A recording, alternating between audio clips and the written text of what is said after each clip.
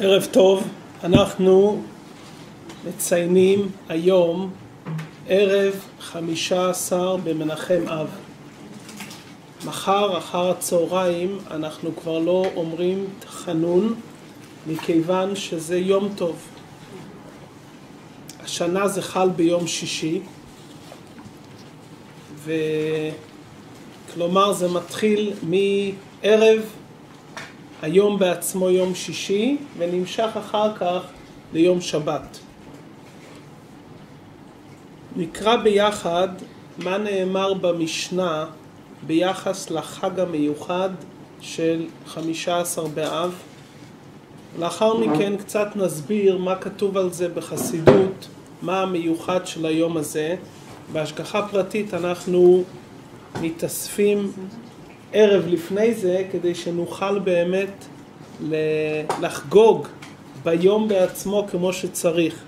לפעמים לומדים על יום מסוים באמצע היום, בסיום היום, ואומרים אם הייתי יודע את העוצמה של היום הייתי משתמש בו ביתר שאת. ההשגחה פרטית יצא שההתוועדות, הכנס, ההתאספות היא בערב היום, שאפשר ככה להתכונן, ולמדנו הרבה פעמים בחסידות שההכנה לדבר יותר חשוב מהדבר בעצמו. כלומר שרוצים להרגיש את העוצמה של הדבר, צריכים לדעת איך מתכוננים לדבר. לעשות התוועדות כהכנה ל-15 באב, כלומר שהיום הוא כל כך חשוב, שאנחנו כבר בערב שלו כבר מתכוננים כדי לדעת מה המיוחד שביום זה.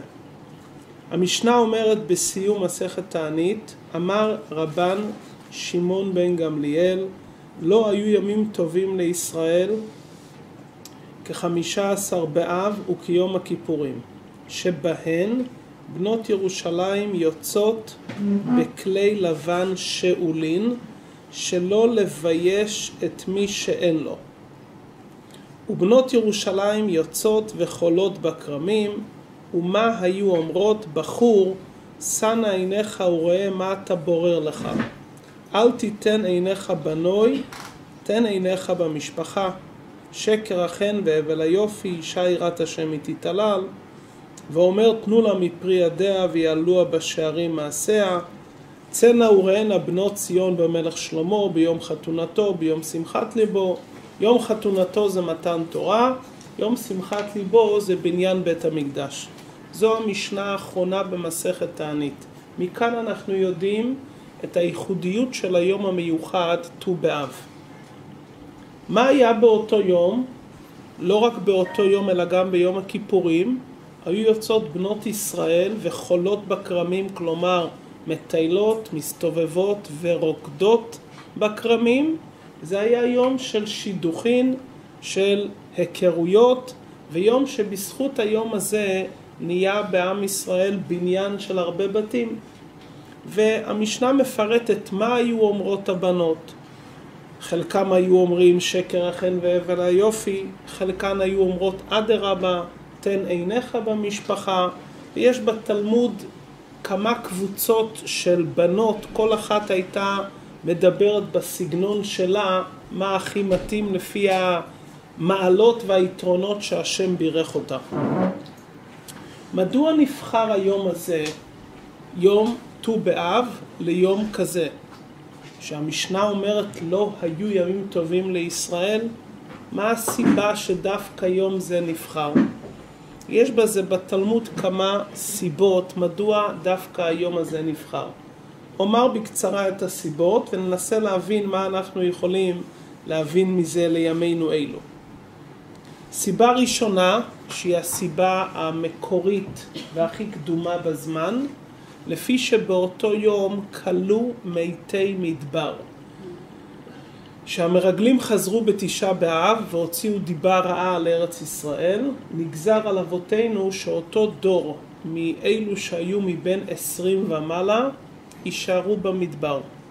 בכל שנה בתשעה באב היו אותם אנשים קוראים את קבריהם. מדובר רק על הגברים ולא על הנשים, כי נשים לא קיבלו את דיבה הרעה שהוציאו המרגלים, כי היו מחבבות את הארץ. הגברים מבין 20 ומעלה היו חופרים לעצמם את הקברים בתשעה באב, וכולם היו נכנסים לשכב למטה. ומי הגיע זמנו היה נשאר. ואילו שהיו קמים למחרת והיו מרגישים שהם חיים עדיין, ועוד לא ראו את השם שלהם על הלוח המודעות, הם הבינו שעדיין לא הגיע זמנם, ויש להם עוד שנה אחת לחיות. וכך היו נוהגים בכל שנה ושנה. בשנה האחרונה, שנת ה-40, לצאתם מארץ מצרים, חפרו אותם אלו שנשארו את הקברים, ונכנסו לקברים, וראו שכולם קמו ונשארו חיים. חשבו שטעו בחשבון, וכנראה זה לא תשעה באב, אולי זה ח', אולי זין, ו', והחליטו למחרת עוד הפעם להיכנס. נכנסו עוד פעם, וככה נכנסו לילה אחרי לילה, עד שהם ראו בט"ו בחודש שהלבנה במילואה. ואז הם הבינו שהם לא טעו בחשבון. זה בוודאי כבר אחרי תשעה באב. והסיקו והבינו, וככה שמעו גם ממשה ויהושע, שקלו מתי מדבר. כלומר, הגזרה הייתה על האנשים שעברו את גיל 20. כל אלו הצעירים שהיו מתחת לגיל 20, שעדיין לא עמדו על דעתם גם בעת ביאת המרגלים לספר דיבה רעה על ארץ ישראל, אותם אלו נכנסו לארץ ישראל. כלומר, ביום זה התברר שהגזירה התבטלה. מעניין שהיה דבר קצת מוזר. כל הנשים של אותם גברים שנשארו במדבר נכנסו לארץ ישראל, זה דור שלם. וכל הגברים נשארו במדבר ונכנסו זוגות צעירים, כלומר אלו שהיו על כל פנים אז מתחת לגיל 20 והיום הם קרוב ל-60. זו הסיבה הראשונה שקבעו דווקא את היום הזה ליום טוב. סיבה נוספת, היה זמן בעם ישראל שכל שבט נשא נשים רק מאותו שבט. והסיבה לכך הייתה מכיוון שארץ ישראל התחלקה לשבטים, וכדי שלא יעבור נחלה משבט לשבט, כלומר, הארץ התחלקה זבולון בצפון, אשר בצפון, דן במרכז, וברגע שמתחתנים משבט אחר, אם כן הבעל לכאורה לוקח חלק מהנכסים שלו ומעביר לשבט אחר. אז היה תקופה מסוימת שלא התירו את השבטים לבוא זה בזה. אבל חכמינו למדו במסורת שזה היה רק לדור הראשון שחילקו את ארץ ישראל, אבל לאחר מכן, בדורות שלאחר מכן, אדרבה היה מותר ועשו את זה בפועל שהתחתנו שבטים, יהודה עם אשר וכולי. כלומר זה יום של התאחדות של שבטים. התאחדות מבחינת נישואין ואפשרות בכלל להקים משפחות מאותם שבטים עצמם שהם בני יעקב אבינו, אבל במשך יותר מ-40 שנה שמרו דווקא על אותו שבט. סיבה שלישית, שבט בנימין, לאחר הסיפור שמסופר בשופטים, נגזר על שבט בנימין שלא יבוא בקהל. באותו יום לאחר דור התירו ביום ט"ו באב, התירו את שבט בנימין לבוא בקהל. וכן יש עוד כמה וכמה טעמים מדוע בחרו את היום הזה ומה הייחודיות של היום הזה. אבל שימו לב לדברי המשנה, לא היו ימים טובים לישראל כ-15 באב וכיום הכיפורים. כלומר יש לנו פסח, שבועות, סוכות, והיום טוב הזה של ט"ו באב יותר שמח, יותר עוצמתי מאשר פסח, שבועות וסוכות. איך אפשר להבין את זה? שהמשנה אומרת לא היו ימים טובים לישראל, היא מתכוונת כולל החגים שמן התורה. מדוע? שאלה נוספת, מה הקשר בין 15 באב ליום הכיפורים? יום הכיפורים הוא היום הקדוש בשנה. יום שאנחנו צמים, יום שאנחנו לא קשורים לגמרי לעולם, יום שאנחנו דומים למלאכי השרת. ביום הזה בוודאי שאסור לעשות נישואין, לא עושים חתונות ביום הכיפורים. המנהג היום שאפילו בעשרת ימי תשובה לא נושאים נשים. כאן המשנה מספרת שביום הכיפורים ובט"ו באב היו עושים היכרויות, פגישות ושידוכים, והיו מחכים כל השנה ליום הזה, כי זה היה יום טוב כל כך שמח. איך אפשר לחבר בין יום הכיפורים, יום הקדוש, ל-15 באב? והמשנה מקדימה ואומרת שלא היו ימים טובים לישראל כ-15 באב וכיום הכיפורים. כלומר ש-15 באב זה אפילו מבחינה מסוימת עוד יותר מיום הכיפורים. לא כתוב לא היו ימים טובים לישראל כיום הכיפורים וכ-15 באב. כ-15 באב וכיום הכיפורים. נקודה נוספת, כולם היו הולכים עם כלי לבן. בגדים לבנים, נקיים, וכל אחת הייתה משילה מחברתה. גם לאלו שהיה להם בגדים משלהם וכלים, המשנה קוראת לזה כלים, אבל המנהג היה שבאים לאותו מקום שהיו מתאספות הבנות, כל אחת הייתה מספרת ממי היא השילה. והמשנה מספרת במקום אחר, בת מלך הייתה לוקחת מבת כהן גדול, כהן גדול היה לוקח מכהן רגיל, והיה שם סיפור שלם, כל אחת שאלה מחברתה, וזה היה עצמו התעסקות גדולה מאוד, שאף אחד לא תלך עם הבגדים האישיים שלה, כדי שלא לבייש את מי שאין לו. ואחר כך המילים שנאמרו אז, מה בדיוק נאמר? יש על פי סוד כאן דברים נפלאים. האריזל יש לו על זה ביאור נפלא במשנה, בליקוטי תורה לאריזל, יש לו ביאור על הסוגי בנות. יש פה מיוחסות ויש פה כביכול שהמשנה קוראת להם במקום אחר מכוערות חס ושלום, יש יפהפיות, וכל אחת מהן אומרת משהו אחר. מדוע כל אחת תאמר דבר אחר? והאם מתכוונים ליופי גשמי, ליופי רוחני? והאם יש כאלו שמותר להציג עליהם חס ושלום, לומר עליהם שהם הפך מהיפות? מה הכוונה בדברים הללו? אספר מה ששמעתי מהרבי, בנקודה אחת ששמעתי מהרבי בהתוועדות של 15 באב.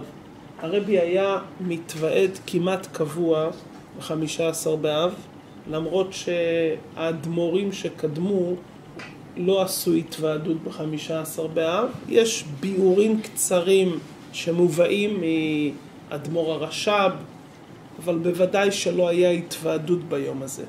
הרבי בתקופה ארוכה, כ-20 שנה, הרבי היה ביום הזה עושה התוועדות. נוסף לכך שהרבי היה נוסע לאוהל ביום הזה, לאוהל של חותנו. באמת הרבי היה נוסע כל 15 בחודש בכלל, אבל בט"ו באב הרבי היה נוסע מיוחד לכבוד ט"ו באב.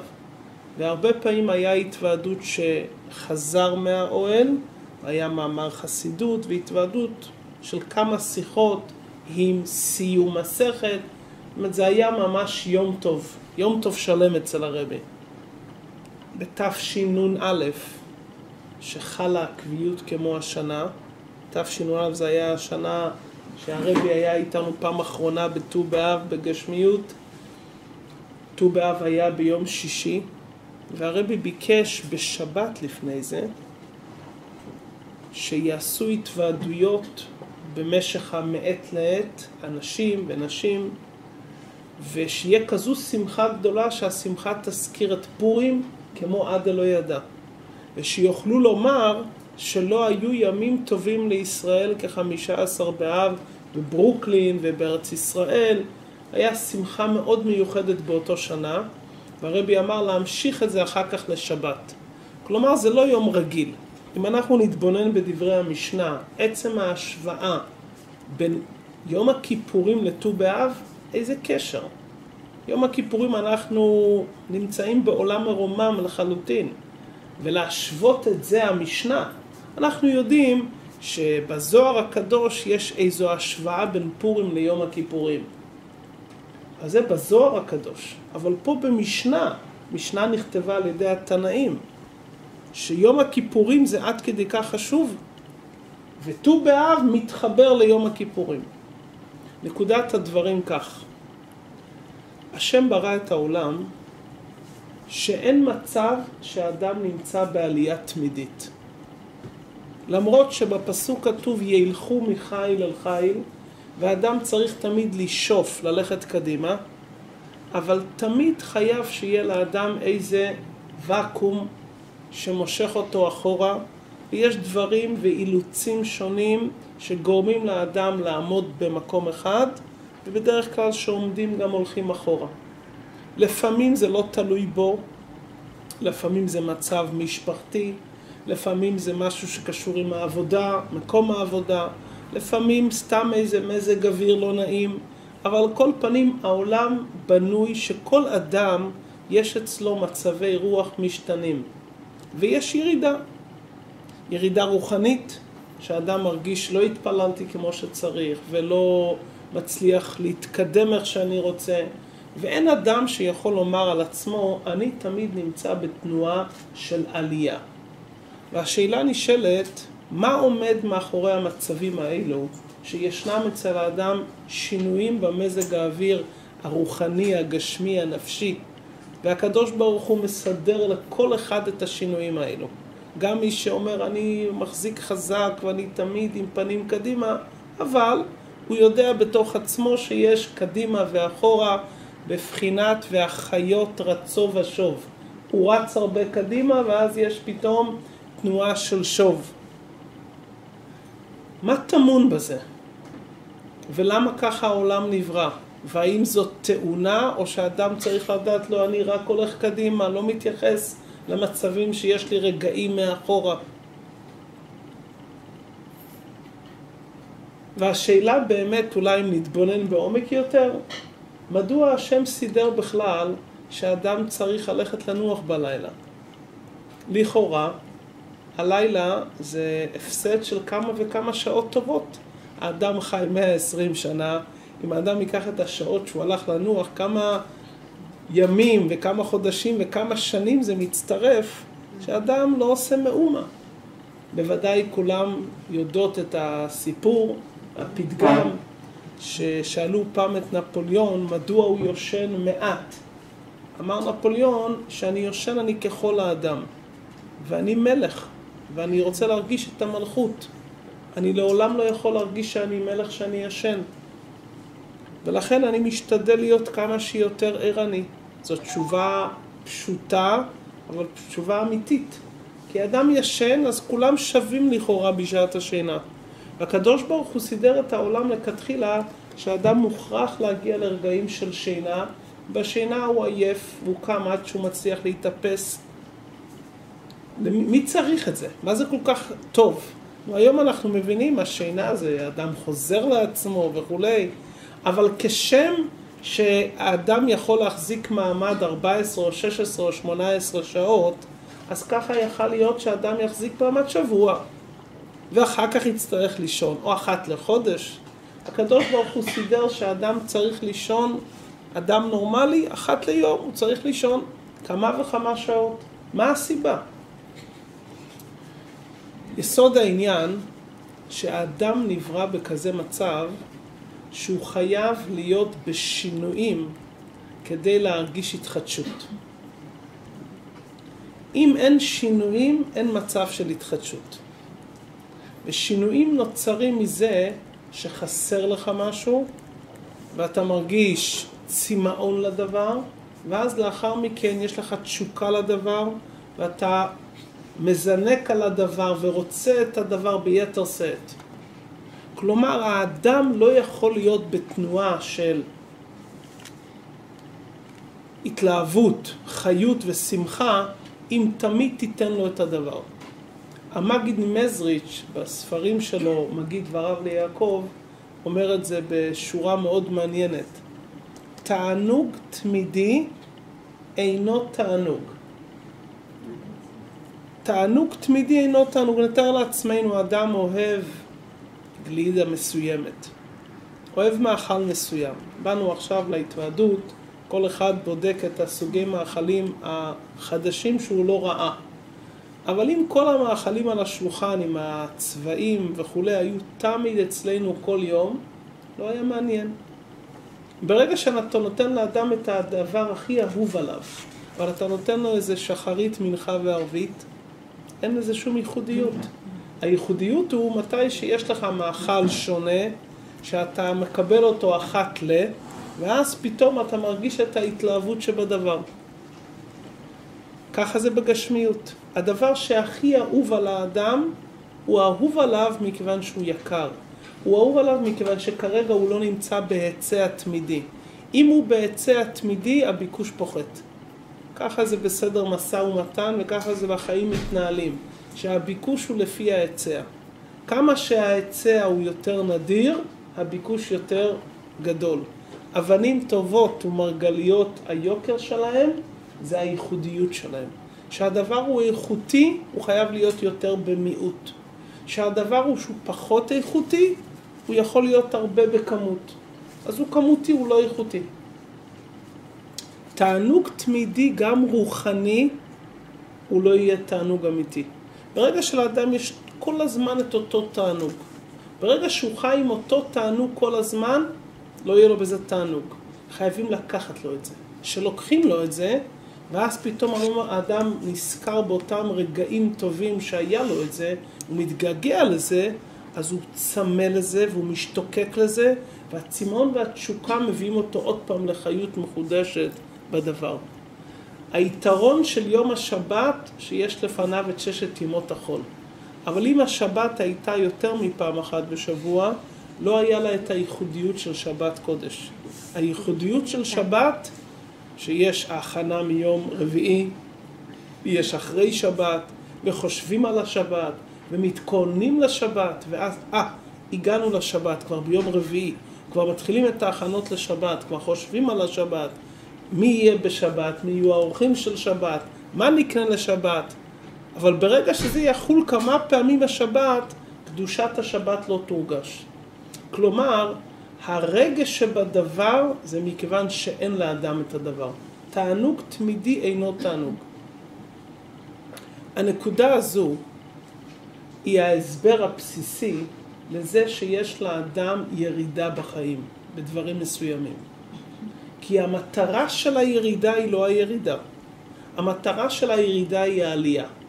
ומכיוון שהאדם לא יכול להרגיש את הרגש של העלייה, אם לא ייקחו לו את הדבר, במידת מה, לכן מן השמיים מסדרים איזו ירידה מסוימת, כדי לגרום לאדם צמאון ותשוקה.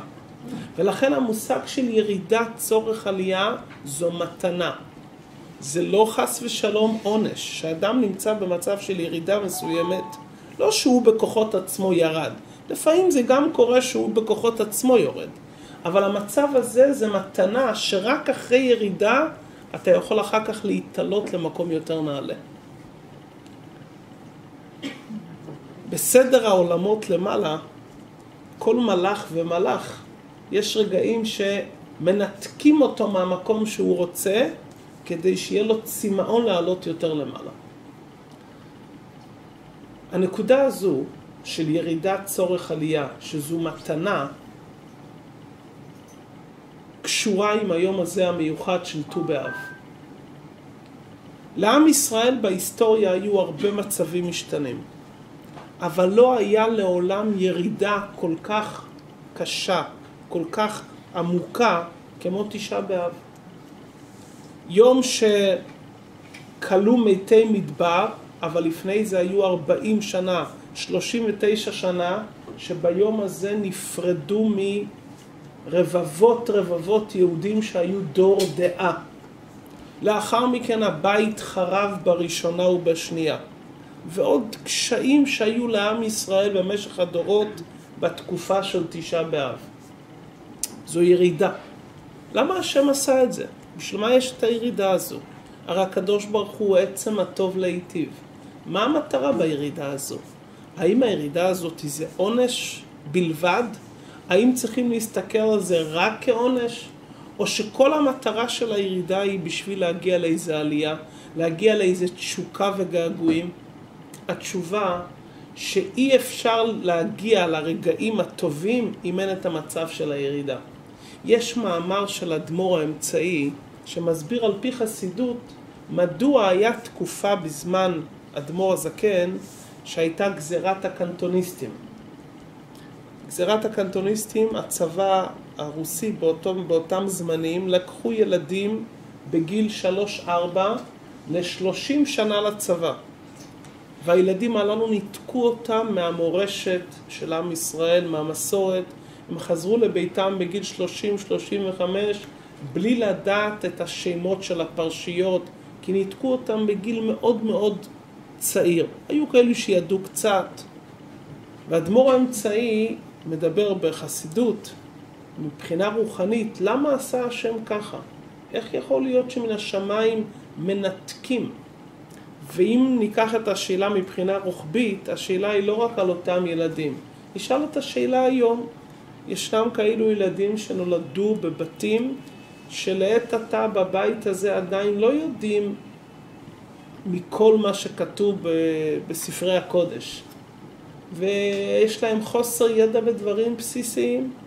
והשאלה נשאלת איך הקדוש ברוך הוא מגלגל ילד יהודי לאותו מקום. מה המטרה בזה?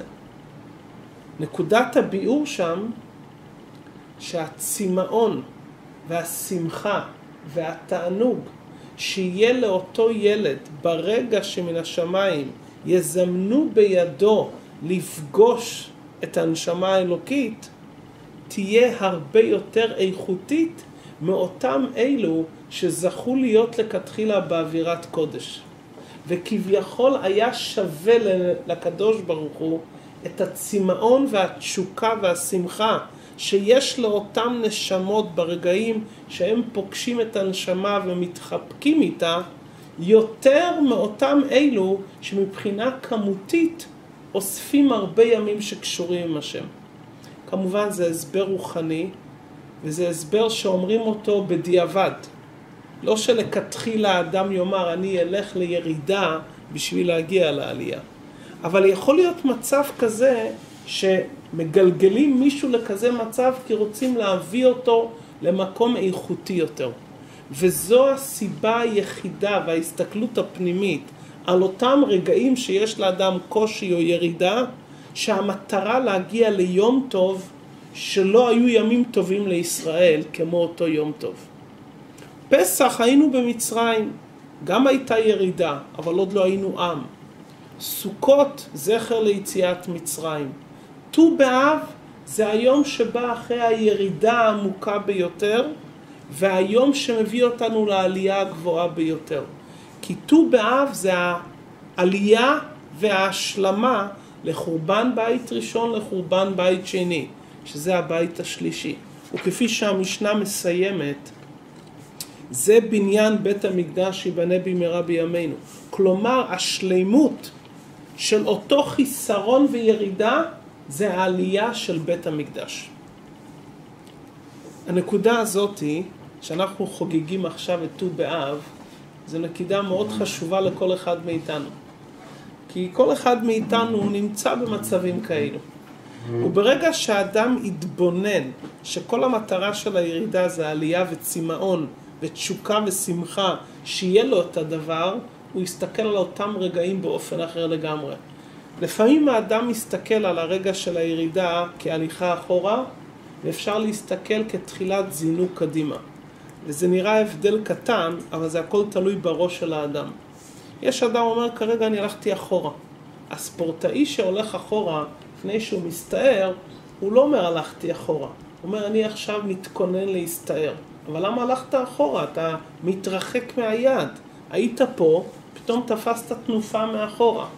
הוא תופס תנופה מאחורה מכיוון שהוא רוצה להסתער. והנקודה הזאת זו נקודה מאוד פנימית בעבודת השם. בחיים הפרטיים של כל אחד. כי היצר הרע הוא אומן במלאכתו. ובאותם רגעים שקורה לאדם איזה מידע אחורה, הוא מנסה להסביר לו שהוא שייך לאחורה. והאדם צריך לזכור שאותם רגעים שהוא נמצא מאחור, זה אך ורק בשביל התשוקה והצמאון להתקדם קדימה. בעל התניא כותב בליקוטי תורה שעיקר המטרה בירידת הנשמה למטה זה לעורר געגועים וכיסופים. והוא ממשיל את זה במשל ואומר כך, שהנשמה איתה למעלה זה כמו אח ואחות. אח ואחות יש ביניהם אהבה, חיבה, אבל האהבה ביניהם לא בוערת כאש. יש ביניהם אהבה, חיבה, אהבה תמידית. אבל שהנשמה יורדת למטה זה כמו אהבת חתן וכלה. נשמה אחת ירדה לעולם, החתן נמצא פה, הכלה נמצאת שמה, לא מוצאים אחד את השני, מחפשים אחד את השני. ושמוצאים אחד את השני אחרי נתק, פתאום נהיה אהבה ושמחה פי כמה וכמה. זה נקרא אהבה כרשפי אש. כלומר, עיקר המטרה בירידת הנשמה למטה, זה להגיע לאהבה של כיסופים להשם. ובשביל זה היה כדאי להוריד את הנשמה מגן עדן, כדי שכאן בעולם הזה היא תזכה לאהבה שבאה מתוך כיסופים. נשמות למעלה אין להם אהבה של כיסופים להשם, כי אין להם צמאון להשם.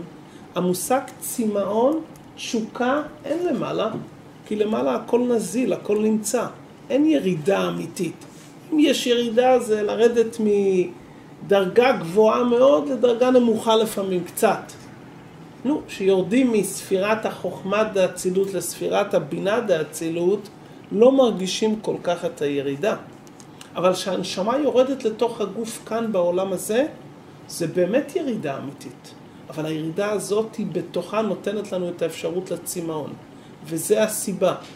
ברגע שאדם חי בעולם הזה הוא צריך לבדוק מה עם הצמאון והתשוקה שלו. עם התענוג והשמחה. כי זה לא היה לנשמה למעלה. היה לה הכל אהבה כמים. הכל היה משהו כמותי. אני רוצה לשתף במכתב שהרבי כתב בשנים הראשונות. מכתב כללי שהרבי כתב בעניין הזה. זה אחד מהמכתבים הכלליים הראשונים שהרבי כתב לחסידים ולעם ישראל. המכתב מתשי"ד. הכותרת של המכתב, אל הנש ואל כל אחינו בני ובנות ישראל באשר הם שם, השם עליהם יחיו. אני רוצה לקרוא קטע אחד מהמכתב ביחד. ידועים מאמרי רז"ל, כל נשמתה ונשמתה אבקיימה בדיוקנה כמי מלכה קדישה. ידוע מאמרי רז"ל, כל נשמה ונשמה עומדת חקוקה אצל המלך. הנשמות גזורות מתחת כיסא הכבוד. מאמרי רז"ל אלו מדגישים ביותר את המובן ופשוט, את זכות ובהירות הנשמה שכולה רוחנית, ואיך שאין לה מצד עצמה כל שייכות לעניינים גשמיים וחומריים, ומכל שכן לענייני תאווה וכולי, המתעוררים ובאים אך ורק מצד הגוף ונפש הבעמית. שהנשמה נמצאת למעלה היא זכה, היא בהירה, כולה רוחנית, אין לה שום שייכות.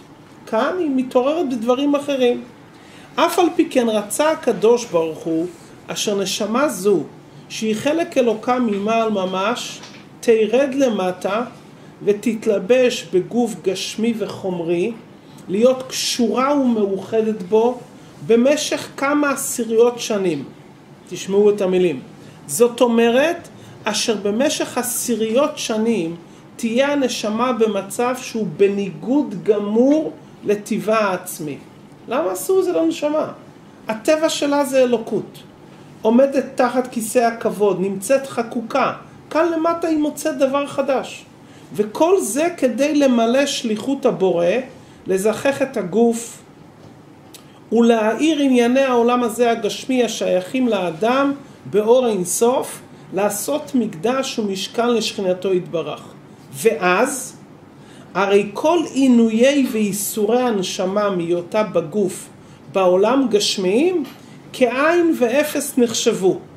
כי שכרה ואושרה הנצחים שהיא זוכה להם על ידי מילוי שליחותה, הם שלא בערך לגבי איסורי העולם הזה החולפים. לנשמה יש איסורים להיות בגוף, כי הגוף מספר לה סיפורים שהיא לא מכירה. אבל ברגע שהיא עושה את השליחות שלה כאן בעולם הזה, כל האיסורים שיש לה הם חולפים והם לא בערך. נקה להבין גודל צער הנשמה, כאשר האיסורים והעינויים בנשמה מתגברים על ידי הרדיפה אחר הגשמיות והחומריות. והכוונה והתכלית של ירידת הנשמה למטה אפשר להשיג רק על ידי חיי יום יום על פי התורה ומצוות. הנה, אין שמים לב לזה, אם לא שמים לב לזה, ואם לעתים ולפרקים מתעורר, הרי זה כמצוות אנשים מלומדה ולצאת ידי חובתו בלבד. אדם לפעמים שוכח שכל המטרה שהוא בא לעולם זה בשביל לעשות את השליחות האלוקית.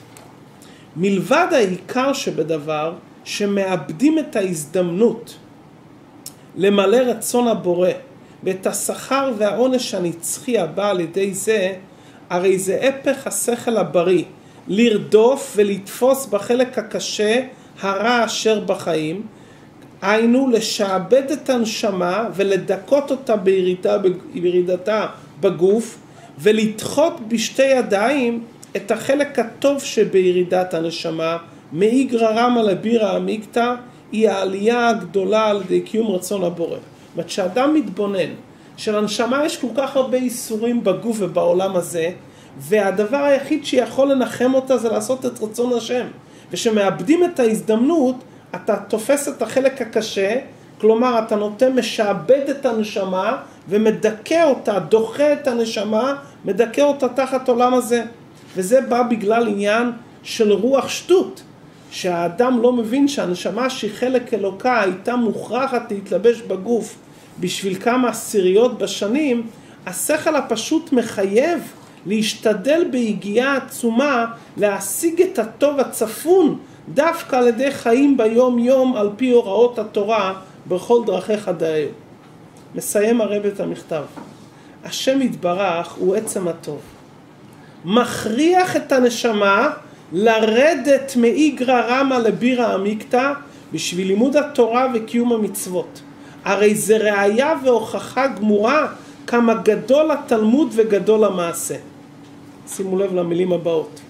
ומזה מוכרח גם כן אשר אי אפשר להגיע אל התכלית אלא על ידי הירידה הגדולה להיות על פי תורה דווקא פה עלי אדמות.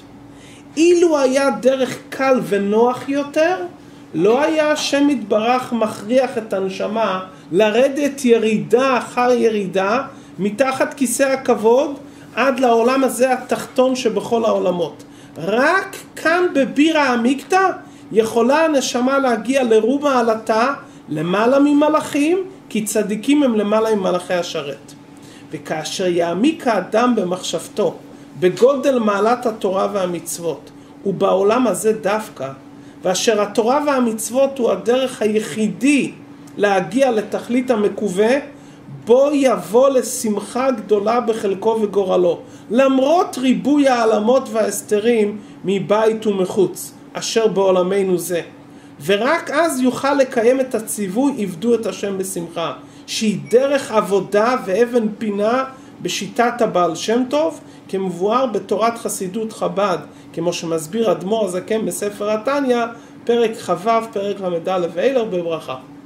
זה מכתב מהמכתבים הראשונים הכלליים שהרבי כתב לעם ישראל תשי"ד, למעלה מ-60 שנה. זה מכתב שצריכים לקרוא אותו כל יום או על כל פנים מפעם לפעם. האדם שואל את עצמו, מה אני אעשה פה בעולם הזה? מספרים לי שהנשמה היא חלק אלוקה ממעל. אני נמצא בגוף, הגוף מושך אותי לגשמיות, לתאוות. אומרים לי שהנשמה נמצאת בשביל איזו שליחות מסוימת. מה אני צריך את כל זה?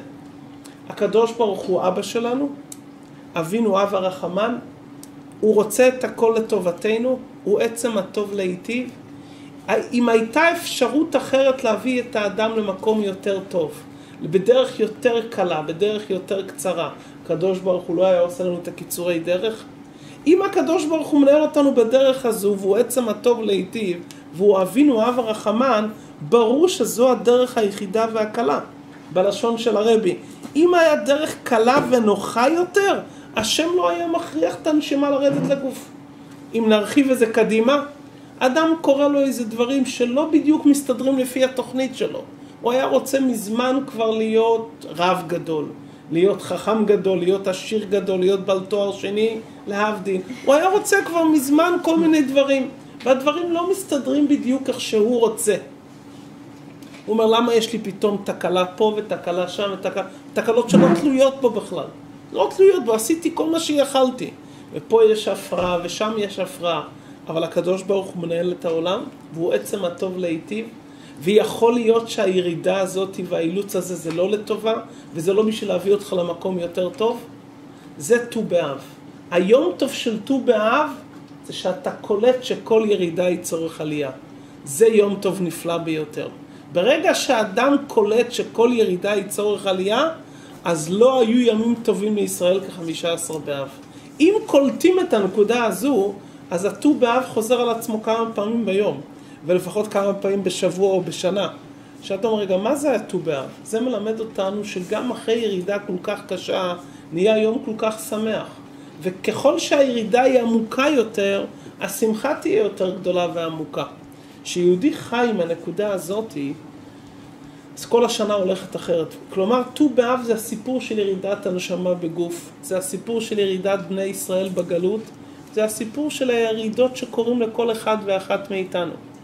והיום טוב זה ההבנה, האמונה וההבנה שהנה זה מביא אותי לזינוק. זה מביא אותי לצמאון ולתשוקה ולעלייה ולשמחה. כי תענוג תמידי אינו תענוג. וברגע שאדם מתבונן בזה, זה מביא אותו ליום טוב שמח. עד כאן נקודה ממה שהרבי חברות להנשמה, זה אחר כך בט"ו באב. מתי שהוא פוגש את הקלה שלו. מי זה הקלה שלו? הגוף שלו, הנפש הבאמית. ואין עניין יוצא מידי פשוטו שהוא בא לבית, הוא פוגש את בני המשפחה. ואז פתאום רואים עם אותם רגעים של יום הכיפורים שהוא היה עם בגדי לבן. הוא היה כולו לבן, כולו נקי לחלוטין. בוא נראה אם אתה נשאר עם הבגדי לבן גם בט"ו באב. האם אתה נשאר עם אותו לובן, עם אותו טהרת הלב, עם אותו הרגשה עילאית, גם מתי שעכשיו זה חיבור עם הגוף, חיבור עם חיי העולם הזה. ולכן הימים טובים, לא היו ימים טובים לישראל כ-15 באב, וכיום הכיפורים. 15 באב יונק מיום הכיפורים, אבל זה יותר גבוה מיום הכיפורים. כי יום הכיפורים זה הרגעים שאתה עם בגדי לבן, כי אתה כולך בקודש. אתה לא פוגש את הגוף, לא פוגש את העולם הזה, נמצא רוב היום בבית הכנסת, נו בסדר, זה כמעט נשמה בלי גוף, כמעט.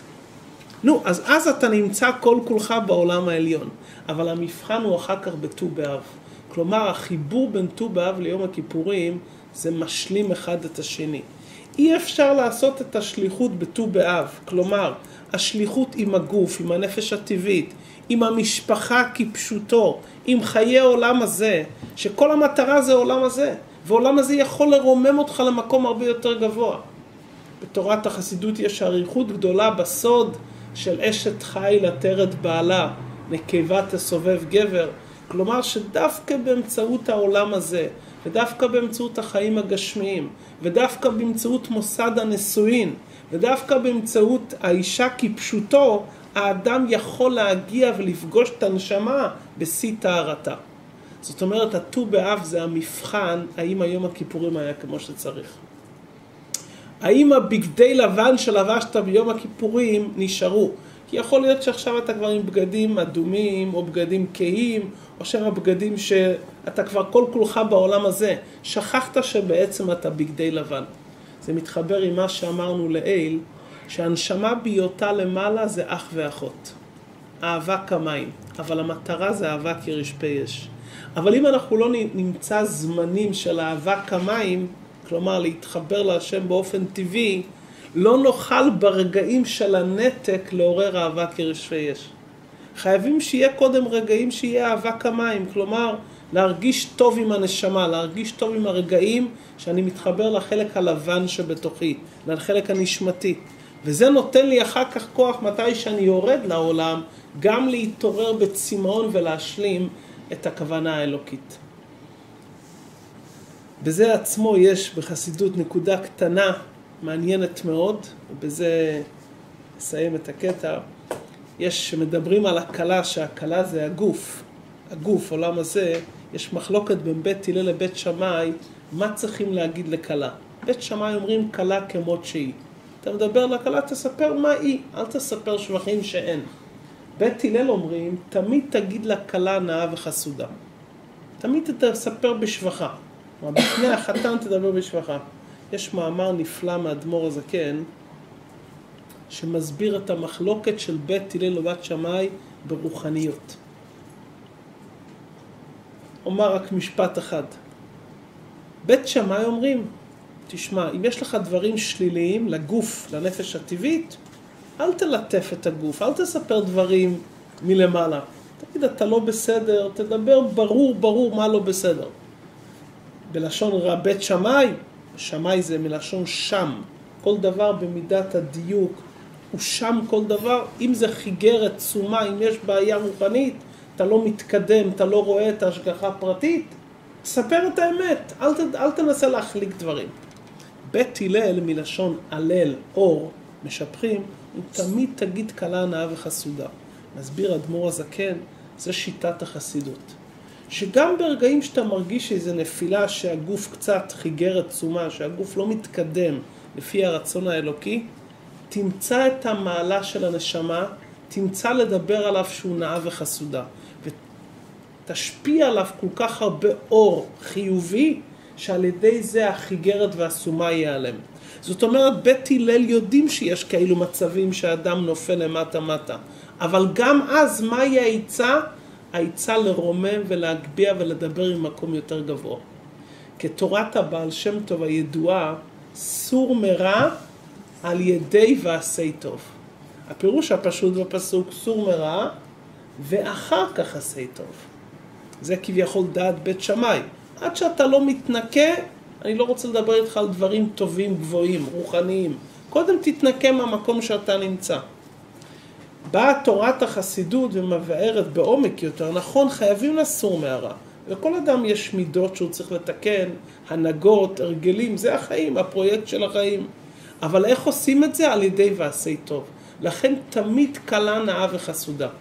העניין הזה, מי שרוצה לראות את זה בפנים, יש ספר שנקרא חסידות מבוארת ימי שמחה, ואדמו"ר הזקן כאן מאמר כיצד מרקדין לפני הקלה, מביא את המחלוקת. זה מאמר שאדמו"ר הזקן אמר על חתונה של הנכד שלו, שהתחתן עם הנכדה של הרב הצדיק רבי לוי יצחק מברדיצ'וב. באמצע החתונה אדמו"ר הזקן הפסיק ואמר מאמר קצר. והמאמר הזה זה מאמר רוחני, איך האדם צריך להתמודד עם החלק פחות החיובי שלו. האם כל הזמן נו וכל הזמן לבקר את עצמו ולדבר כל הזמן אני לא בסדר ולא בסדר, וכל אחד צריך לעשות חשבון צדק. או גם את החשבון צדק שהאדם צריך באמת לבקר את עצמו, גם זה צריך להגיע ממקום של קלה נאה וחסודה. ואם הדברים אמורים ביחס לעצמנו, אז שמדובר ביחס לזולת. אם ביחס לעצמנו אדמו"ר הזקן כאן פוסק, כמו ההלכה, כפי דעת בית הלל, שתמיד צריך לדבר קלה נאה וחסודה, ועל ידי זה כבר לא יהיה חיגרת וסומה, על אחת כמה וכמה אם בין חברים, בין ידידים, בתוך המשפחה, אז בוודאי שמתי שמתחילים עם הנאה וחסודה, תמיד מצליחים לתקן ולשפר עד שהחיגרת וסומה לגמרי לא יהיה.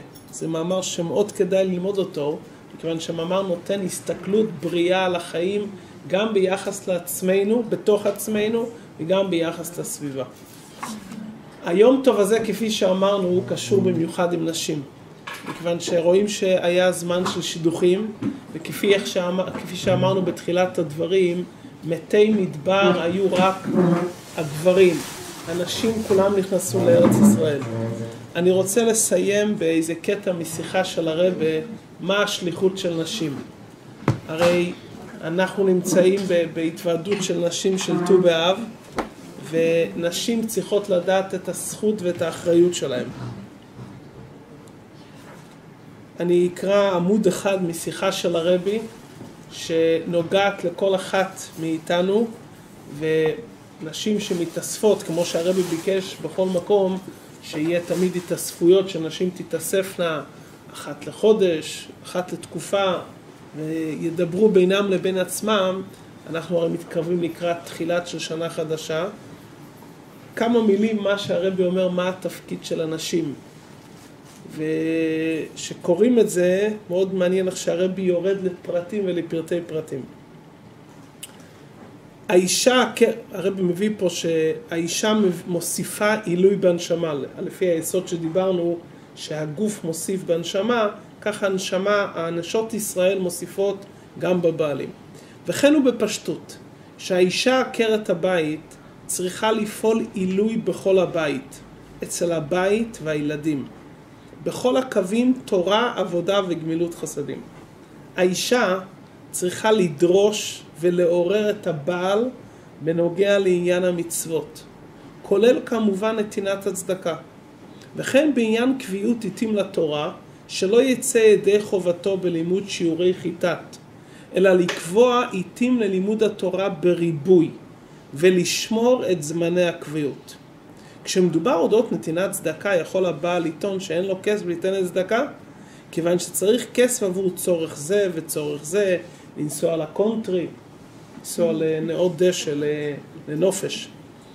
הצורך שיהיה בבית, לא רק לחם צר ומים לחץ, לא אכפת לו כל כך. אף אחד לא יודע מה קורה בבית. אבל אם הוא לא ייסע לקונטרי, כולם ידעו שאין לו הרבה כסף, זה מאוד לא יפה. זה במודה, אז הוא לא רוצה לשבור את המודה, הוא הולך עם הזרם. סיפר אדמו"ר הרייץ, שפעם הוא דיבר עם סוחר, שעסק במסחר עצים, והוא אמר לו, מה קורה עם הקביעות עיתים לתורה? אמר לו הסוחר, אין לי ראש פנוי ללמוד. אמר לו הרבה, אילו הייתי אומר לך שאתה לא מבין במסחר עצים, היית כועס עליי, תורק את הדלת ויותר לא היית רוצה לדבר איתי. בנוגע ללימוד תורה, אתה אומר בעצמך בלי בושה שאתה לא שייך ללימוד? איפכא מסתברא, איך זה יכול להיות? ולכן נשים צריכות לעורר את בעליהם בנוגע לצדקה, שזה היסוד של עבודת היום, ובנוגע ללימוד תורה. כשהבעל טוען ואומר לאישה שאין לו כסף לתת לצדקה, צריכה האישה לומר לו, מה התועלת בכל החשבונות שלך? אולי אתה צודק, אבל בינתיים אתה לא מקיים מצווה. עדיף שלא תהיה צודק, אבל תקיים את הרצון של השם. ובעיקר שמדובר על קביעות עיתים לתורה. שהבעל טוען שאין לו פנאי, והראש שלו לא פנוי ללימוד, כי הוא עסוק וטרוד בעסקנות ציבורית, או בעניינים הפרטיים שגורמים לו דאגה, צריכה האישה לומר לו, מה תועלת בכל החשבונות שלך? אפילו אם אתה צודק, בינתיים אתה לא לומד תורה. האישה צריכה להשתדל ולעורר את הבעל, את הילדים והאחים, שישמרו את השיעורים הקבועים, כל אחד לפי עניינו ומה שהוא שייך. תשמעו מילים איך שהרבא אומר. האישה צריכה להשגיח, לעורר את הבעל שלא ישכב לישון בלילה, כל זמן שלא סיים את שיעורי הלימוד. וגם כאשר הבעל טוען שהוא עייף, ובלאו הכי ירדם על הספר, צריכה האישה להסביר לו שמוטב שירדם עם פתגם בספר התניא או בשאר ספרים, מאשר שירדם מתוך דאגות. ואכן לוודא שלא שכב לישון כל זמן שלא סיים את שיעורי הלימוד. וכמו כן בבוקר עליה לעורר את הבעל שישכים לקום כדי ללמוד תורה. מספרים על מנהג טוב שהיה בפוקינג. פוקינג זה עיר בגרמניה. אני בעצמי לא הייתי שם, אבל ככה מספרים. שהיו מהירים ללמוד בבוקר, והסדר היה שהשמש מקיש על החלון. והיה דופק עד שהיו קמים. אז שם הסדר היה ששמש דפק. כאן מדובר שיעירו מבפנים. שהאישה תעיר את הבעל שלא יצטרכו שמש שידפוק. הרב מסיים את השיחה ואומר, כל דבר צריך לפרש באותיות פשוטות. תוכן הדברים בפשטות. נשי ובנות חב"ד צריכים להשתדל להגביה ולהעלות את כללות המצב של צעירי חב"ד, אנשי חב"ד וזקני חב"ד, שיגדל דור של לומדים, מקיימי מצוות, נותני צדקות. וכיוון שיש להם בכל עיר מרכז של נשי חב"ד, יגיש הוועד של נשי חב"ד חשבון כמה דפי גמרא הם הצליחו לגרום שהבעל והמשפחה ילמדו. עד כאן קיצור משיחה שהרבי דיבר. כמובן שהדברים שנאמרים כאן, כמו שאמרנו פה, גם זה צריך להיות באופן של קלה נאה וחסודה. הרי זה יכול להאמר באופן, הרבי אמר, טרוניה, מה קורה איתך? זה יכול להאמר בכזה אופן כמו שהרב אומר, אישה כשרה עושה רצון בעלה שהיא גורמת לו. בוא נלמד ביחד, בוא נמצא זמן, נלמד פה, שם, היית בשיעור. מוצאים את האופן היפה לעשות את זה באופן הטוב והמועיל. אבל הרב פה מעמיד שכל השליחות של צעירי חב"ד, אנשי חב"ד וזקני חב"ד, הכל תלוי בנשים. אז שאנשים מתאספות מפעם לפעם, אחת לחודש, כמו שהרבי ביקש, שישתדלו שבכל עיר יהיה פעם בחודש, פעם בחודש וחצי. בשנים הראשונות שהרבי ייסד את נשות חב"ד, וביקש שבכל עיר יהיה, אז הרבי אמר שפעם בחודש ייפגשו וילמדו ביחד משהו, ואז זמן שמתעוררים, אז אחד הדברים שצריך, דבר ראשון נוגע לקביעות עיתים של אנשים, שאישה מבקשת מבעלה, בעלי בוא נלמד קצת ביחד, בוא תלמד אותי משהו ביחד, בוא תלך לשיעור, שזה מגיע ממקום טוב ונקי, באופן של קלה נאה וחסודה, בוודאי שזה מצליח. והרבי דיבר כמה פעמים שהקשר בין בעל לאישה יהיה לא רק קשר טכני ולא רק קשר גשמי, עם כל מה שכרוך בזה, עם הטרדות של הבית וענייני הבית וכו', שיהיה גם קשר רוחני של לימוד, שילמדו מפעם לפעם, אחת לשבוע לפחות. אפשר למצוא את הזמן, רבע שעה, חצי שעה, 20 דקות, כל זוג וזוג לפי עניינו, אבל בפועל זה מביא הרי את ברכת הבית, שלומדים ביחד הבית. זה מביא את ברכת הבית שהבעל הולך לשיעור תורה ויודעים שהוא שומר על השיעורי תורה. ובפועל צריך לחזק, כשמחזקים את זה כמו שהאישה צריכה דברים גשמיים, אז היא אומרת, צריך את זה לבית, צריך את זה, אז היא מסבירה ומשכנעת ומסבירה, והיא מצליחה בזה, כי זה השליחות שלה, שיהיה לילדים מה שצריך, שיהיה בבית מה שצריך.